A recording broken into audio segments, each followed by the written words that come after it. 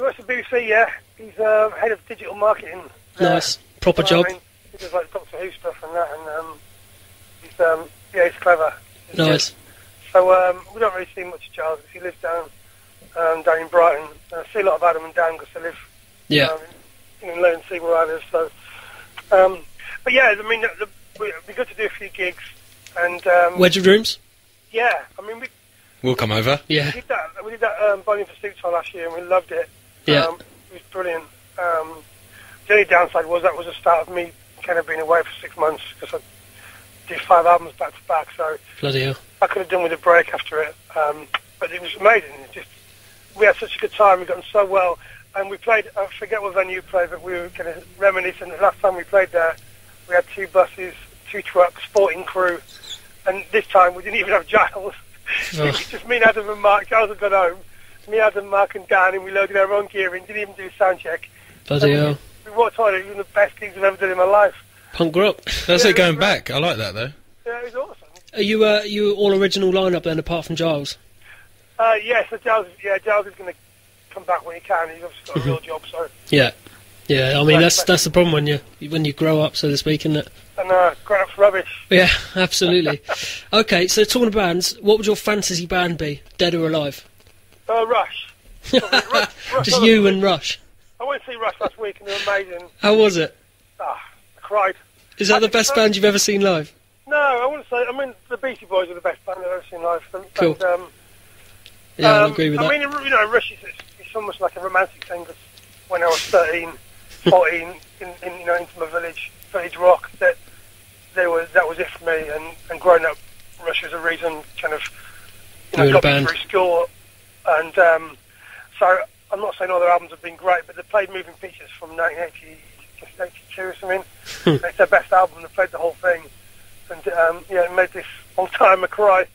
But it was amazing, yeah. But, I mean, Jane's Addiction, The Police, Beastie Boys, The Jam, Rush, quite eclectic really, Duran Duran. I like anything apart from R&B. Yeah, so me too. All the bands that I like, so... I've got Jane's Addiction ready to go next, actually. Have you? Have you? Yeah, with Jane Says, because I thought it sounded a bit like Jace Says. Oh, that's good. I thought it was funny in my head. I like that. We had another question tweeted in here, emailed in, sorry. It says, if you can reunite for tour, if we're going to reunite to tour, but with a big budget again, but you had to have Susan Boyle on lead guitar, would you do it? That's the stipulation. No. You wouldn't do it? No, only because I couldn't share a bus with her. I mean... I don't think you'd be able to share a bus with her, would you? Imagine looking at her first thing in the morning and trying to have your cornflakes. I thought we were going to do it. I think I've got my answer to a question I was going to ask you then. I was going to ask, if you had a threesome opportunity, would you have Susan Boyle and Susan Sarandon, or Big Mo from EastEnders and Mo from Driving School? Neither. No, you got to have one or the other. Otherwise the big tour budget's gone. I tried to suggest slightly because I met this guy here today for a meeting about something, and he went to one of these kind of charity things where they're raising money for charity, and it was full of celebrities, like everyone in British kind of TV and movies was there. So Ewan McGregor was there and all these people, and he's like the next auction was whoever raised the most money could have a photograph taken with any celebrity in the room, and like everyone was there. So there's some big people there. So he kind of won the auction for his missus, for his wife. I think it cost him like $3,500. And they said, right, you've won. Who do you want your missus to have a photograph with? And he goes, Minty. No. Minty from EastEnders. Out of everybody in the whole room. She's like, what? She starts shouting at him. Minty. Yeah. You could probably just go to the local chip shop and bump into Minty. He probably wasn't even invited. He was catering. $3,500. I mean, whoever was taking with Minty. Unbelievable. Anyway, there we go. Yeah, Jace, which football team do you support? Arsenal, fair enough, okay. Yeah. That's unfortunate. I've been doing this, obviously, with the Kids and Glass Houses album we're doing. We started it when Arsenal were possibly the best team in the world. We just beaten Barcelona. In fact, I was out here in Texas doing this band Ivy Rise, and they're all Arsenal fans, and we watched it in Texas when we beat Barcelona. And I was tweeting it, texting and tweeting, the kids' boys. Ian's a big Arsenal fan from kids. And I was like, next week we'll be in Brussels doing the album, we'll have to watch it. And it just went all will be wrong against Barcelona, and from then on we've turned into the worst team in the world. We went from the best to the worst in I don't know, a month. A week or two. I'd sell Fabregas like that. I would. Would you? Oh, I would. He don't fancy it anymore, does he? Cash in. Yeah, he was injured though, wasn't he, at the end? But I'd sell a lot of them. There's about 6 of them I'd get rid of. Definitely. Yeah. I'd just build a team around Wilshere, I reckon. Yeah. This used to be a music show, didn't it? Yeah. Another question that was sent in. Who's your favourite Aussie band? Because Australian bands are quite overlooked, but obviously you've recorded quite a bit out there, so you must know a bit about Aussie music. Not really. In fact, it's quite hard to. They all look the same Australian bands. They all wear black and they always wear boots. Yeah. That's all I know. I mean, AC/DC obviously is the obvious choice there. Yeah. But I thought NXS were a great band. I love NXS. Quality. New Sensations are the greatest records ever made, like performance-wide and sonically, and so yeah, I love them. This person said Aussie bands are quite often overlooked. I just think this quite often they're not good enough. Yeah, I mean, it's weird. It's a tiny market. I had a meeting there last week about making some records, and you can go gold in Australia. I think it's like 20,000 records is a gold record. Blimey. Jeez. It's a tiny market, so they don't have big budgets to make records. You know, you only can sell that many. Yeah. Generally, when a band breaks out of Australia, they break really big, because obviously to break out of that country, you've got to be amazing. Yeah. When a big one hits, it's generally amazing, you know. Well, Silverchair or something like that. Yeah, I played with them a couple of times. Nice. And Oh, really? They're a good band, yeah. What's Daniel Johns like? Is he? Because he strikes me as he's a bit of a tortured weirdo. Yeah, he's going for a bit of a hard time, and we played with him both times. We supported them at the Forum early on, and we were terrible.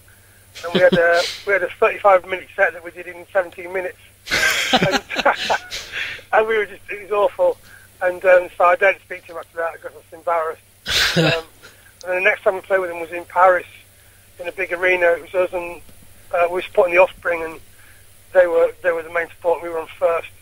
And I just remember sitting in catering with all the Offspring guys and noodles and that, eating and loving it because it was catering, and I love catering, and looking over at him and he wasn't eating anything, and he was really quiet and on his own, and then he just walked on stage and he just had it. He was amazing. He just had this thing about him.